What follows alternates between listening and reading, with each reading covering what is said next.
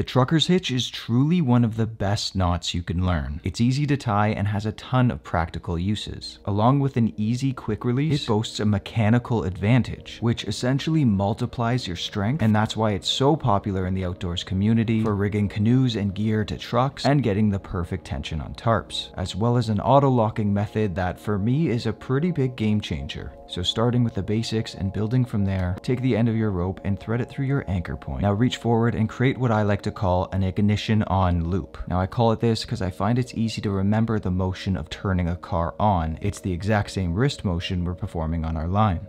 Grab a bite of that rope closer to you, feed it up and through, and now pull and it locks it in place. This creates what's known as a slip knot, and that's really all there is to it. You take your free end and feed it through that slip knot, and now when you crank on it, it's going to provide a ton of pressure on whatever it is you're securing. This knot actually gives a mechanical advantage of about 2 to 1 after accounting for friction loss. What that means is if you pull 10 pounds towards you, it's going to translate to about 20 pounds of force on the object. Now to secure it, we're just going to pinch right here and perform a quick release knot, also known as a halter hitch, and this is how you tie it.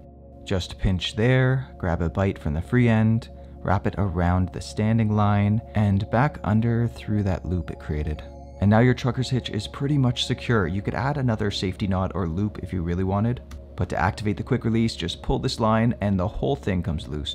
So just one pull releases all the tension, and then when you have your standing line, you pull on that and the slip knot comes loose too. Now for that auto-locking variation, we perform the same steps as before, but we're instead going to pass our line through twice on that slip knot. What this achieves is a friction on your line, so when you pull it tight and let go, that whole thing is going to lock in place. Whereas with the original, if you let go, that line would completely loosen. And though it is pretty secure like this, it's really just a means of maintaining that tension before really locking it in place with that same halter style hitch. And it still maintains the same quick release properties with the added step of just pulling that line forward, which releases the friction. Now in quick summary, remember these very simple steps. First, create that ignition on loop. Pass a bite through to create that slip knot. Your free end goes through the slip knot and you just pull towards yourself. If you're making it auto-locking, go through that bite twice instead of just once. And to secure the knot with a quick release, create a bite with the free end, go underneath the standing line and back through the hole you just created. And there you have the trucker's hitch.